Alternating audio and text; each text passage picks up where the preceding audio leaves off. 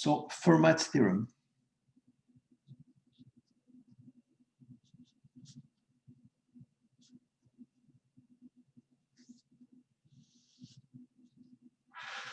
So if F has a local maximum or minimum at C, and if F prime of C exists, then F prime of C has to equal to 0.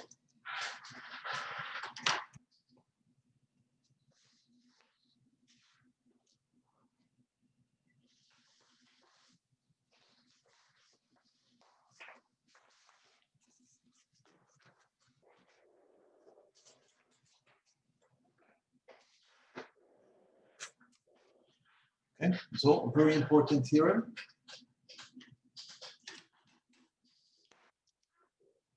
Box it.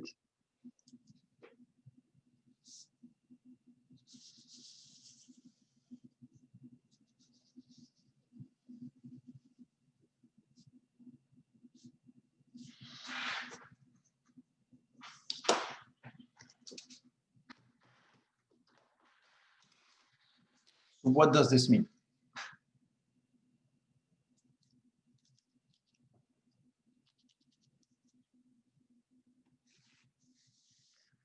Always a little picture is the best to visualize everything, okay?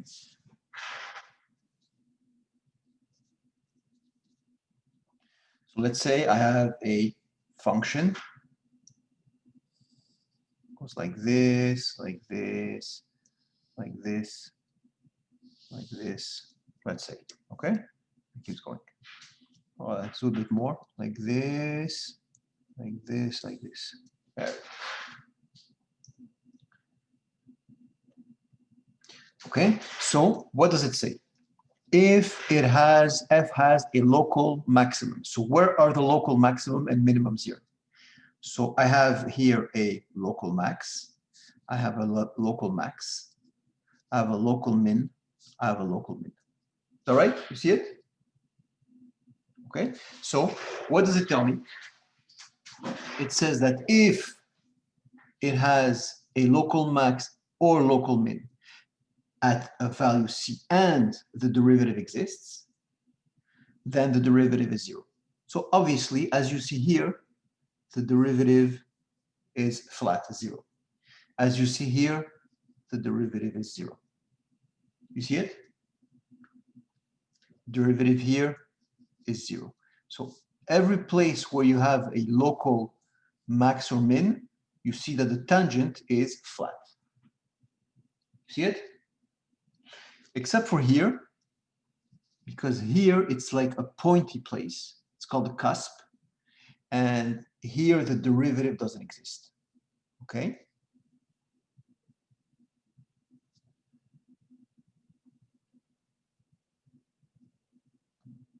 So if it exists, it is 0. Or maybe it doesn't exist. But you cannot have a maximum or minimum with a derivative other than 0. Either it's 0 or it doesn't exist. That's what Fermat's theorem is. Would you like me to repeat that? Anybody? You could just nod your head if you don't want to speak. Yes, you're all good? Like repeat one more, please. Oh, sorry. Yeah, I can repeat. Yeah, Anna, you want to repeat also? I don't understand why, like, why the derivative doesn't exist at that point. Here? Yeah. Okay, because here it's a pointy, there's no tangent. There's no tangent line to a point. Oh, okay. No? Okay. So who asked me to repeat? Gaon? Is that you? Yeah, I did. Okay. So I'll repeat again. what Fermat's theorem tells me is that if you have a function everywhere that there is a local max or min, everywhere that you have such a point, okay, guaranteed that if the slope of that point exists, if the tangent exists, its slope is 0, guaranteed. It cannot be otherwise. That's it. That's what it says. You cannot have a minimum and a slope that is not 0. Impossible. Make sense? Hello? Yeah, thank you. Yeah, thank you. Okay, good.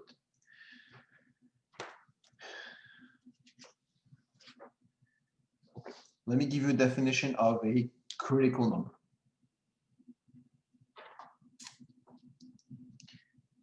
A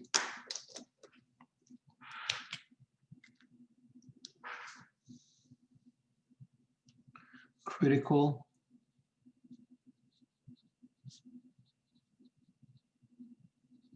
number of a function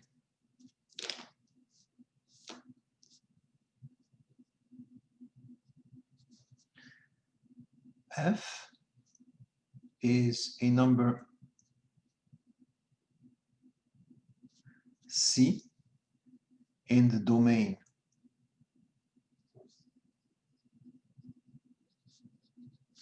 of f such that so either f prime of C is 0 or f prime of C does not exist. This is what we call a critical number.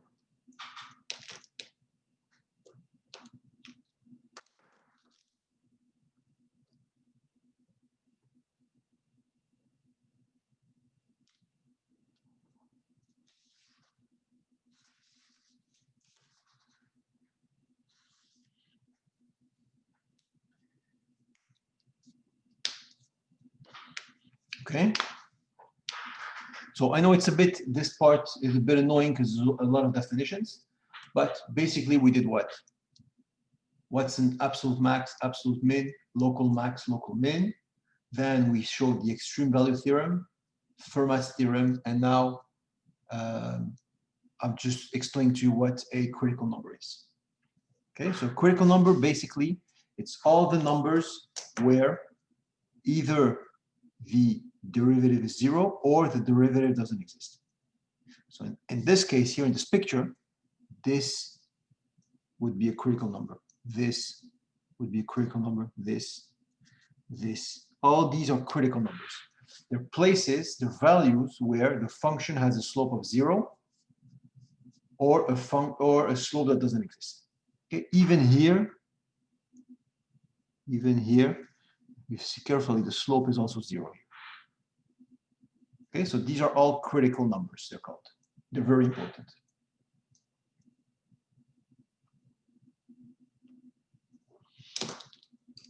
Okay, so let's do an example.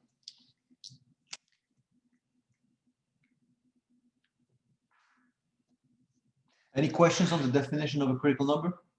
Pretty straightforward. Okay, so example, let's do a bit of actual work. Okay, so example, find the critical numbers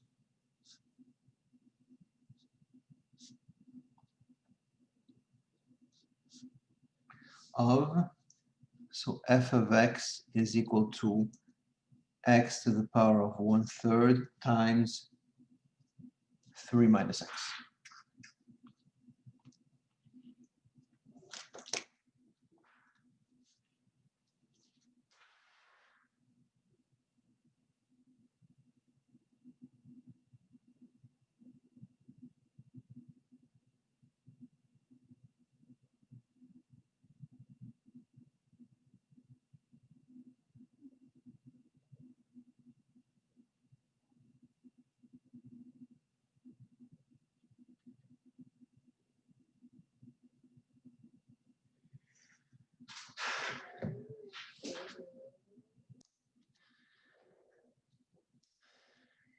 So first thing we're going to do is find the derivative.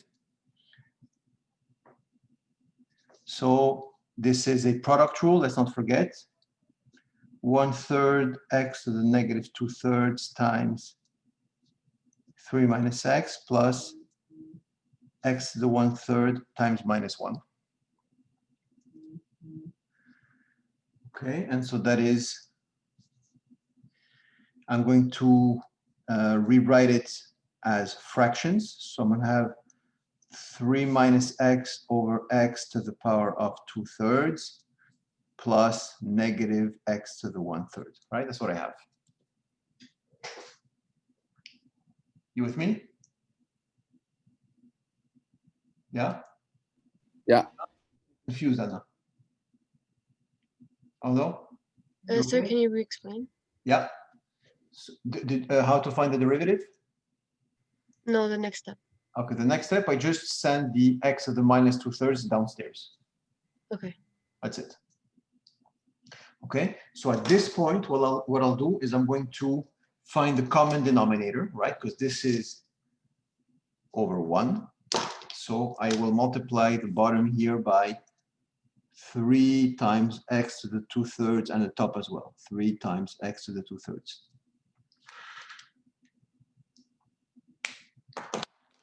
Okay. Wait, why isn't the 2/3 negative anymore? Because it's on the bottom. Okay. It was a negative power, negative exponent. That means I send it on the bottom. It becomes positive. Good?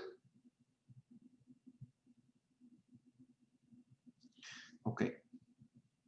So now I have everything on 1. I could put everything on 3 times x 2/3. And what do I have on top? 3 minus x minus 3 times what? So x to the 1/3 times x to the 2/3, that's x to the 3/3. So that's x.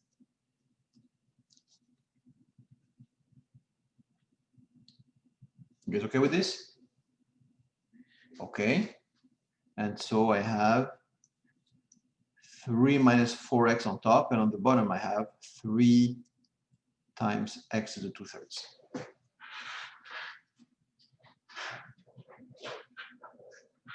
So this is my derivative.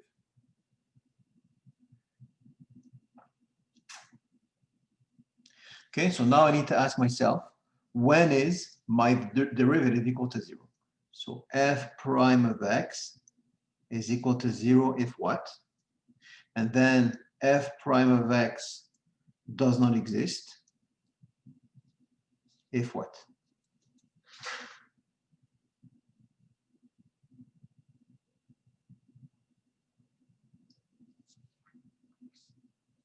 Okay, so when does the derivative equal to 0? Of course, when the numerator is 0. So when 3 minus 4x equals 0, which means that x is equal to 3/4.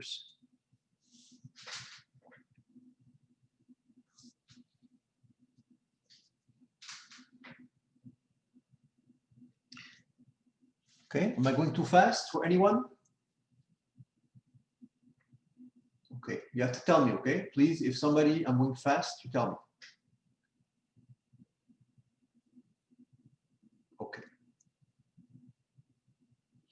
And when does the derivative not exist? Of course, it's when the denominator is 0, right? So when 3 times x to the 2/3 equals to 0, which means that when x is 0.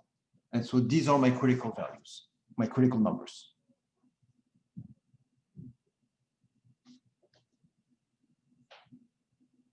So it's equal to 0 when the numerator is equal to 0, and it does not exist if the denominator is equal to 0. Yeah. That's it.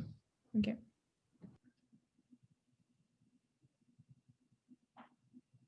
Okay, any questions, anyone? That's how we find the critical numbers of a function. Or if the derivative doesn't have a denominator, does that mean we just search for when it equals 0? Because Exactly, that would be basically, yeah.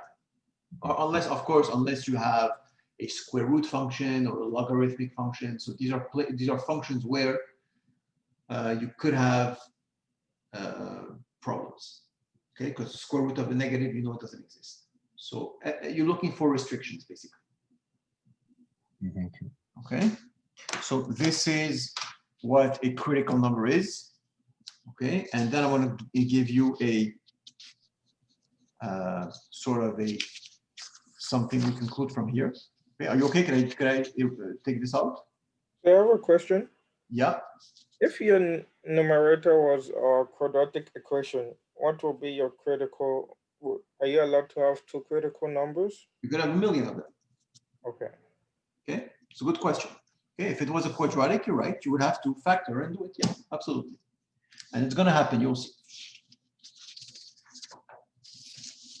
Okay, so let me give you a note here.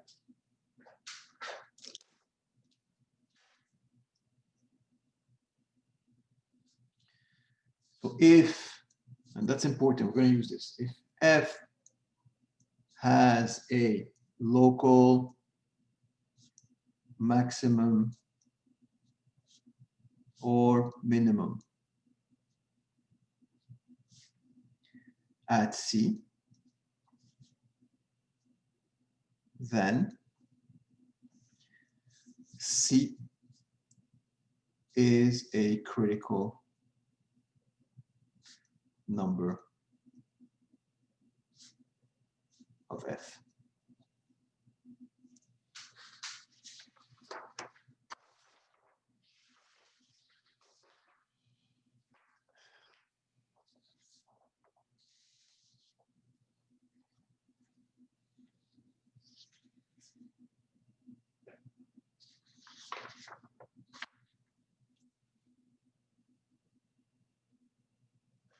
Okay.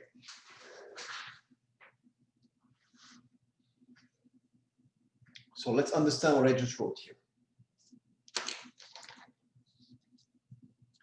Okay, so maybe a little picture would help as usual.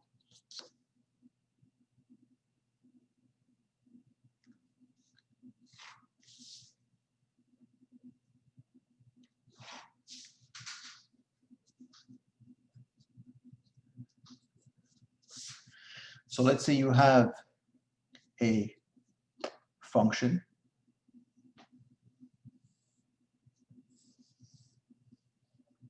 A function like this, a weird one. Okay. So where are my local minimum and maximum in this function? Okay. So I have a local max here, local max here, local max, local min, local min, local min. Right? You understand? So what this says is that everywhere where you have a local max or min, these are critical numbers, which means that it's either a place where the slope is 0, or it's a place where the slope doesn't exist. Okay, remember the two requirements for a value to be a critical number is if the derivative is 0 or if the derivative doesn't exist. So everywhere there is a max or min, it's either the slope is 0 or the slope doesn't exist. Okay, you good? So we're going to use this now to find the maximum and minimum values of a function over an interval. Okay, so let's go. And this is very important because if you understand this well, you'll be able to do the word problems. The next section after this is actually solving word problems, which are optimization problems, and you will see. Okay, hopefully we get to that today, maybe. Okay, we'll see. Okay, so example. So I have two examples I want you to do. Find. But sir, Yes. how is that like? How is the note different from what we just wrote like before? How is that different? What Yeah. did we write before? We wrote that like at each max. At Correct. each look like, yeah. Okay, so we said that if it has a maximum or minimum,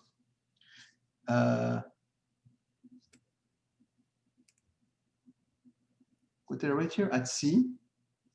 What did I write at if here?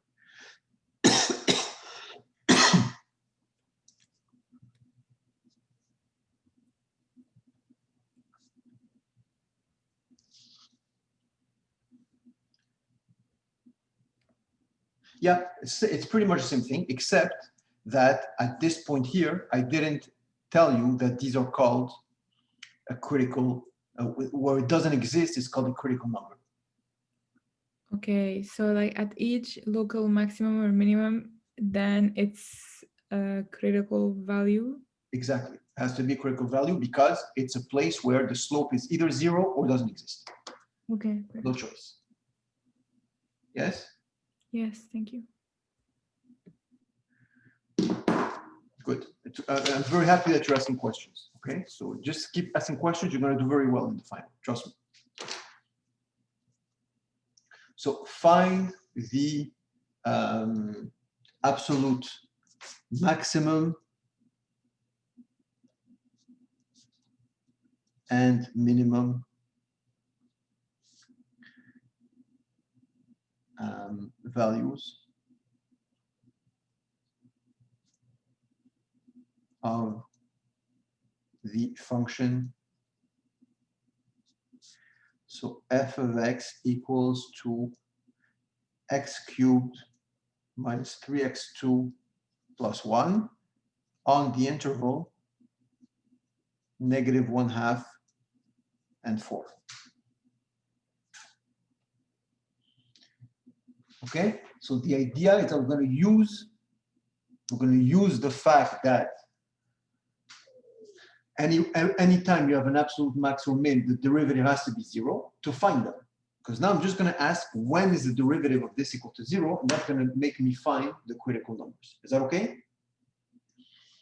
So let me do this one for you, and you're going to do one right after, okay? Because I want you to follow the procedure clearly. Okay, so let me write down. So since f is continuous, okay, because a polynomial function is always continuous, okay? A polynomial function is always continuous because there is no restriction in a polynomial.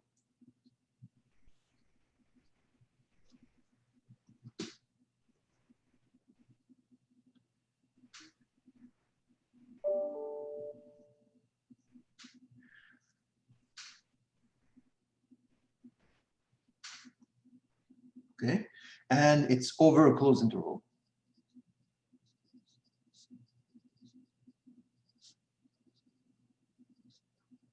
Okay, so closed interval, -2 and 4, or -1/2 and 4 included. Okay, then by the extreme value theorem, right? EVT is for extreme value theorem, right? What do we know? It's continuous over a closed interval, then it will attain a max and a min, right? We know that. F attains a maximum and minimum value. Okay, so now the idea is to find these values. Okay, so I'm going to let you write a bit.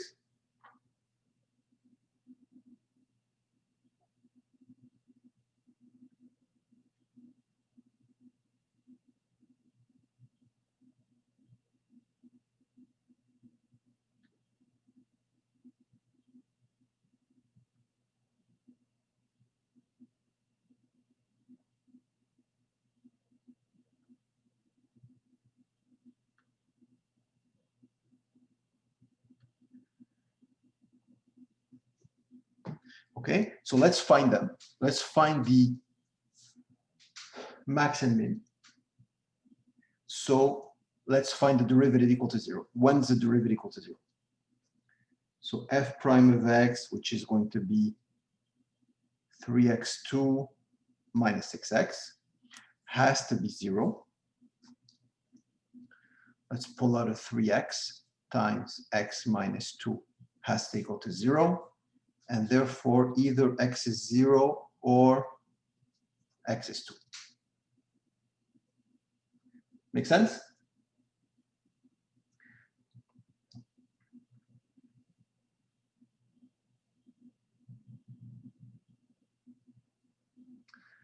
So these are two values, 0 and 2, where the function has a derivative of 0. So basically, it's either a hilltop or a value for now. Okay. So these are very good candidates for being maximums or minimum. Okay, so chances are we're going to have a local or absolute max or min here. Okay, you with me? Okay, so I'm going to find the values of the function at these points, at these values, and see which one is biggest, which one is smallest. And I want to check also the endpoints, what happens at the endpoints. Okay, so let's find f of negative 1/2, f of 0, f of 2, and f of 4. And I'm going to plug them into here. Wait, can you repeat the last part? Here? Yeah. Yeah, because what I found is, I'm going to do a little picture, you're going to understand. But what I found is two values, 0 and 2, where the slope of the tangent of this function is 0. Okay, so basically, let's just move up 2 seconds. Basically, what I found is that when x is, let's say, 2, my function has a slope of 0. So chances are I don't know yet if it's like this or if it's like this. Okay, but for sure it's something else. It could also be, okay, forget for now. Okay, we're going to talk about inflection points later. Okay, but for now, we found 0 or 2. So these are good candidates for maximum or minimums. But also, I need to check the endpoints, because at the endpoints, the slope is not necessarily 0 there, but it could still be a maximum, like I'm going to show you in the picture. Okay, so what I'm going to do is I'm going to try all the values, -2, 0, 2, and 4. I'm going to plug them in the function and see which one's the highest, which one's the lowest. You with me? I guess. So I plug in -1/2 in the function here. You're going to get, if you calculate, you're going to get 1/8. I'm going to plug in 0 here. I'm going to get 1. I'm going to plug in 2 here. I'm going to get -3. And then I'm going to plug in 4 here. I'm going to get 17.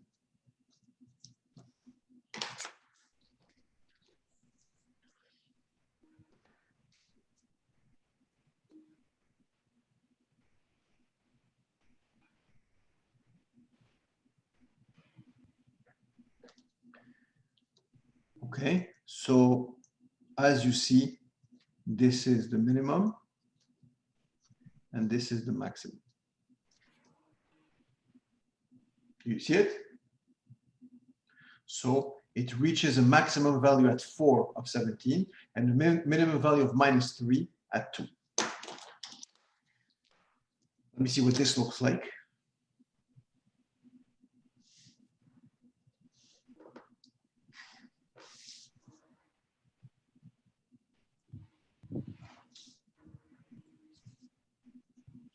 So at -1/2, you're worth 1/8. At 0, it's worth 1. At 2, it's worth -3. And at 4, it's worth 17. Okay, so I don't care what exactly it looks like. Just what's important for me is where's my maximum, where's my minimum.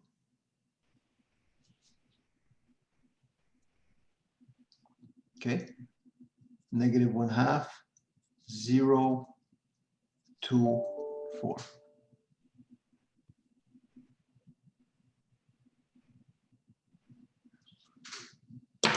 Okay, so this is the max of 17. and this is the min of -3. You get this?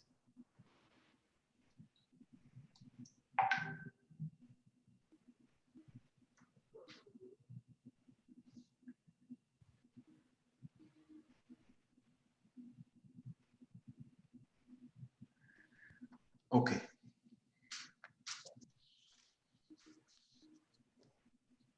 Sir, that means that the maximum 17, the derivative doesn't exist. 17, no, the derivative is not 0. It exists. Okay, you could do it. If it exists, the derivative, plug in 4 here, you'll get a value for the derivative. You'll get the slope here.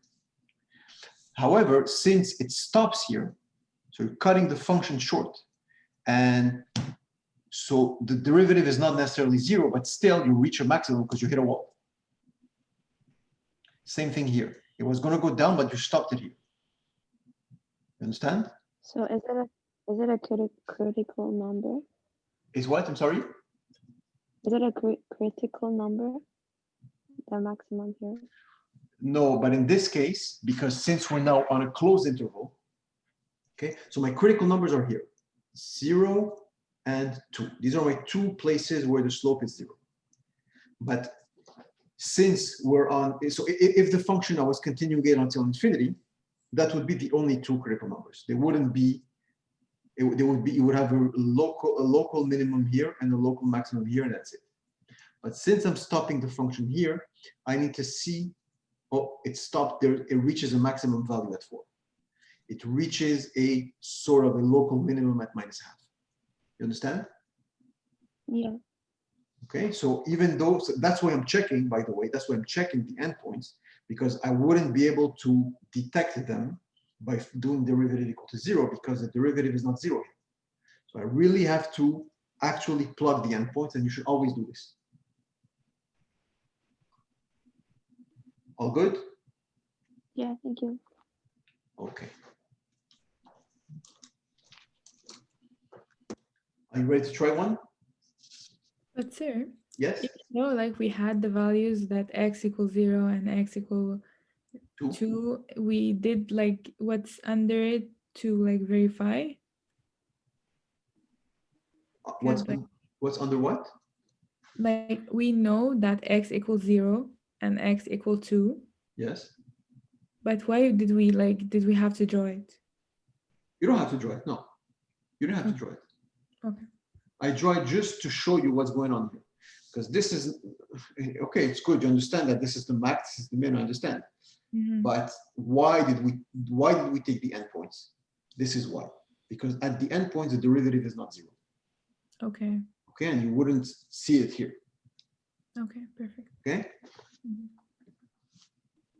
Ready? Okay, can I move? Or you have more questions? Okay. So you try one now.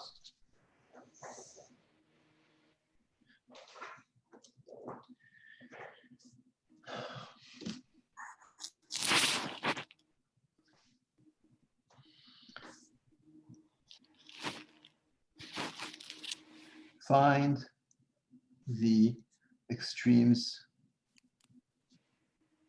So again, extremes means max and min of f of x, not f prime, f of x equals to x4 minus 2x2 plus 3 on the interval -2, 3. So let's find the derivative, right? So f prime of x is equal to 4x cubed minus 4x. And when is it equal to 0? So this means I pull out a 4x times x2 minus 1 equals to 0, which means that 4x times x minus 1 times x plus 1 equals 0. So either x is 0 or x is 1 or x is -1. Okay. So I have a question. Yeah. Is it okay if we did x squared minus 1 equals 0? Okay. And give us -1 as the final answer? -1 and 1, yes, both of them. Okay. But you're better off factoring out the whole thing. Okay, and then I'm going to find f of -2, f of -1, f of 0, f of 1, and f of 3. Is that what you did?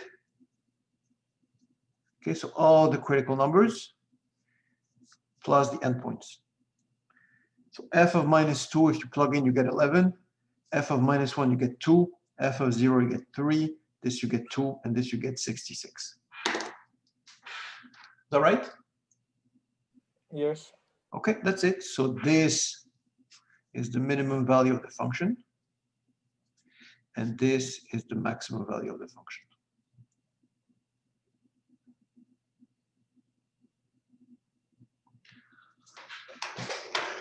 Are there any questions?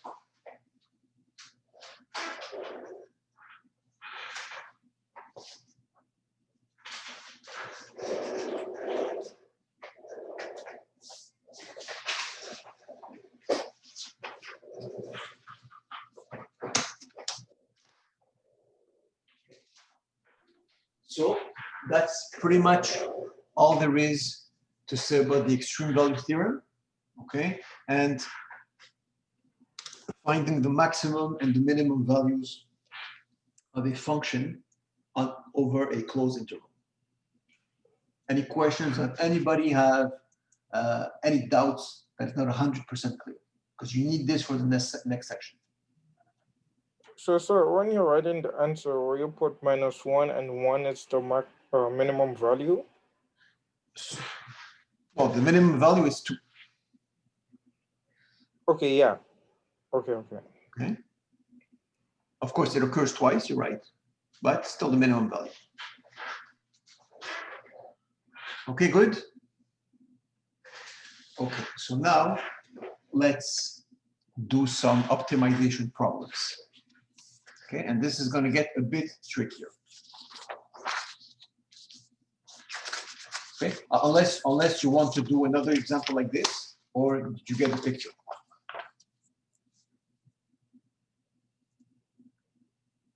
You guys are okay? So I'm just gonna go in the book and find optimization problems. There we go.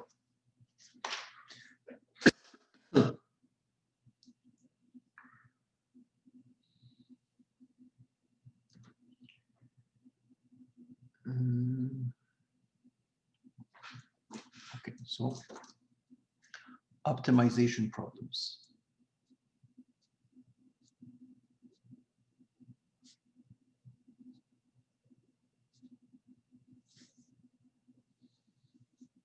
Okay, so these are word problems that are based on what we just did, which is optimizing, which is finding the maximum and the minimum value. Okay, so these are actual things you could use in life. Okay, so we did the mathematics, and now let's try to model real life problems with functions and then maximizing and minimizing the function. So let me find a good question here.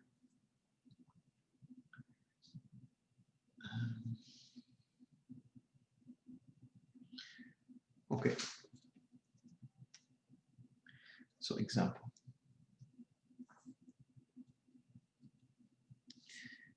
A farmer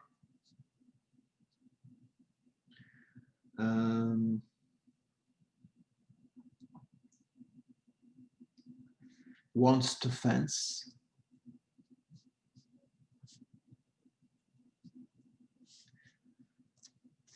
an area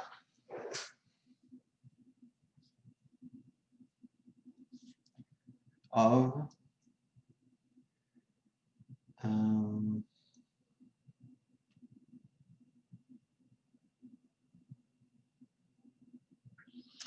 okay, so I don't know whether to put too much. I'm going to change of, let's say, 360 meters squared. Okay, in a rectangular field and then divide it in half with a fence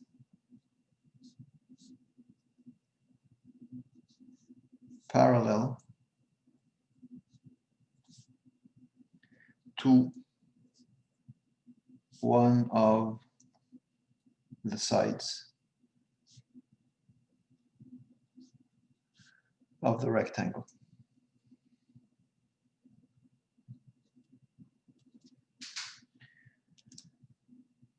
Okay, so how can he do this? So as to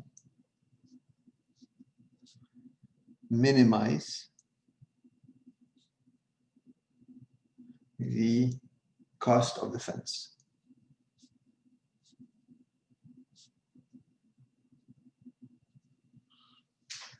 Okay, so basically he wants to use the least possible fencing.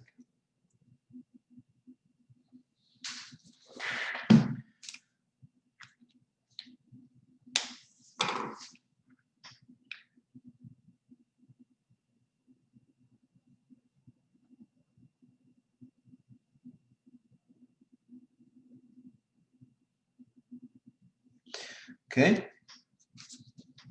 I'll wait for you guys to write.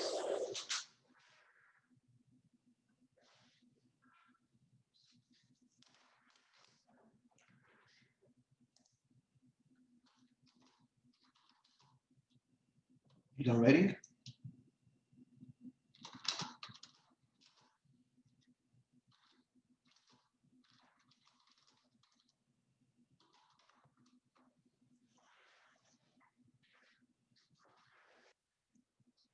Okay.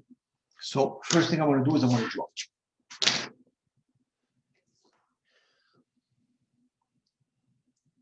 First of all, do you understand the question? Everybody understand the question? Okay.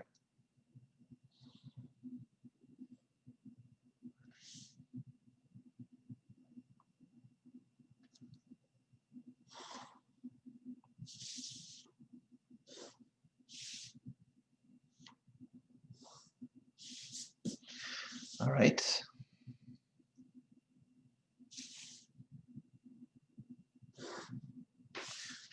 That's what the situation is. Okay, so he puts fence around the rectangular field and cuts it in half. I don't care if it's like this or like this. Who cares for now? The mathematics will tell you where to cut it.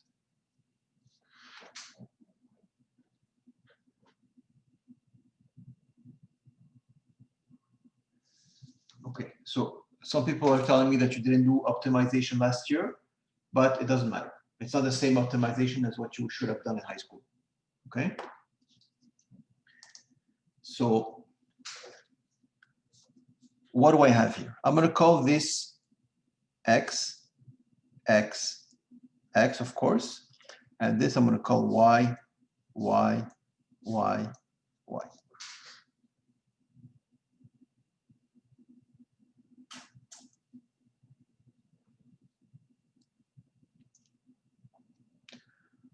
First thing, I know that the area is 360. So what's the area of this big rectangle? It's X times 2Y. So we know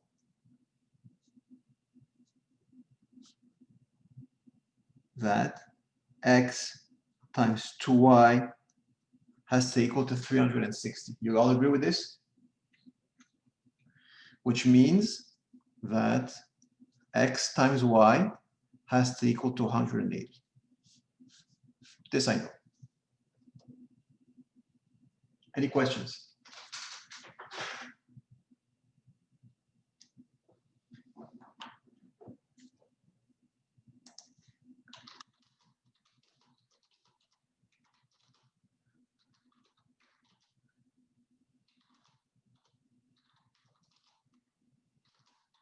Yeah?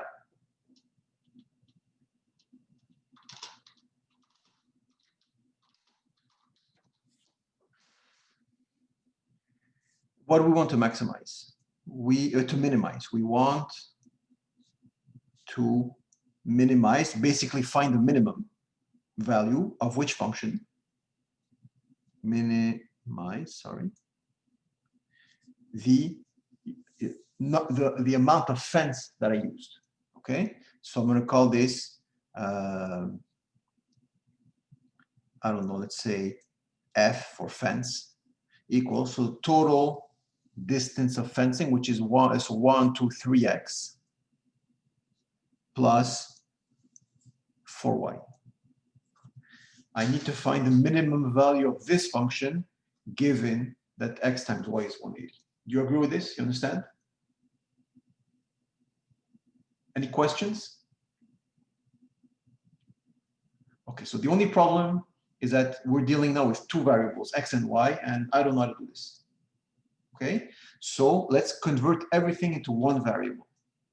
Okay, so x, y is equal to 180. This means that y is equal to 180 over x.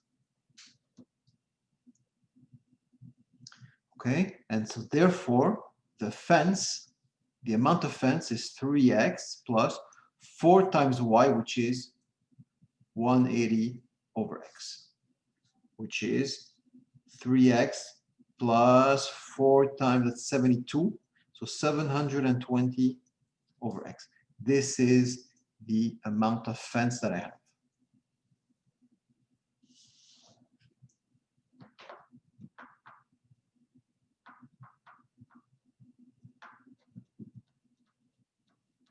Any questions? Okay. So I need to find the minimum value of this function, but over what interval? Okay, so what are, so this is the a bit confusing part. So until here, you understand, or did I go too fast for anyone?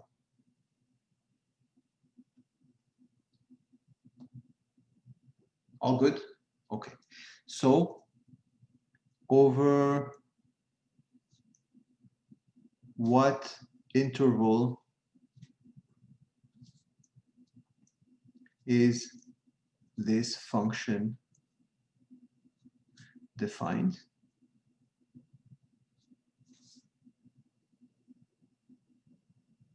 Okay, so basically x has to be what? So the lowest it could be seems to be 0, but not including 0, right? Because if x is 0, then you will never be able to have an area of 360. It's impossible. Okay, and what's the maximum that it could be? Well, if x goes to infinity, then the y is going to get close to 0, so we're going to go from 0 to infinity. Any possible value of x would work. If you take x as 1,000,000, well, you're going to have y is 1 over a millions, I don't know what, to get an area of 360. Okay, and so now we have to minimize this function from 0 to infinity. Let's find the critical numbers. Sir, can you just repeat again why did you took infinity? Here? Yeah. Okay, because what's the maximum value that x could be? Could you think of a value of x that wouldn't work here? They all work. Even if you take x being 1,000,000, then you get 1,000,000 here times what would give you 360? Well, 360 million. So that means that 2y has to be 360 million. Sorry. 360 over 1,000,000, sorry. 360 over 1,000,000. Okay, so no matter what x is, you could find a y that when you do this times this, you get 360.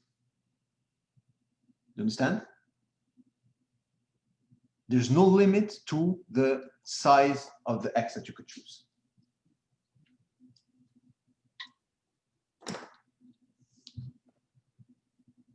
You lost? Yeah, you lost? I think I got it. You think you got it? Yeah. Okay, let's finish the problem and I'll repeat it again. Okay, oh, anyways, we're short on time, so I'm gonna go a bit faster. So f prime of x, I'm gonna do the derivative, is 3 minus 720 over x2, and this has to be 0.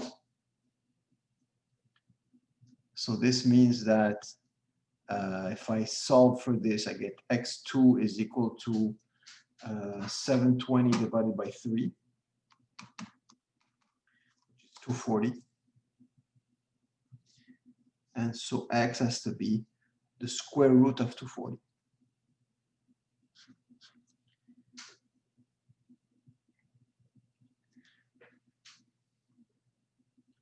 Okay, so if x is equal to the square root of 240,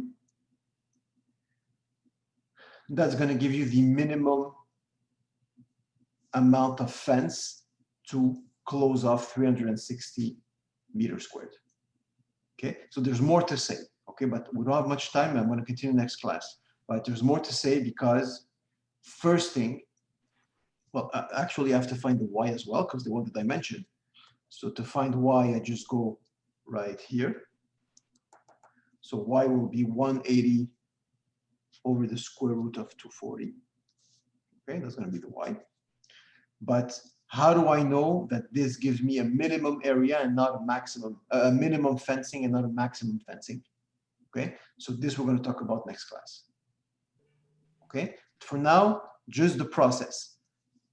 Write down the sort of restriction, that the connection between the x and y. Find what is the function you want to maximize or minimize. Express everything in terms of x or y, just one variable, and then find the interval in which is defined, and then do the derivative and find maximum. Okay, I'm sure it's not clear in your head, which is normal because it's not easy, and I went fast at the end. And there's more things I need to show you. I need to practice. And this example was a bit more difficult because the bounds were weird. Okay, but we're going to do one next class, which is I think Wednesday, right? Okay. Yeah.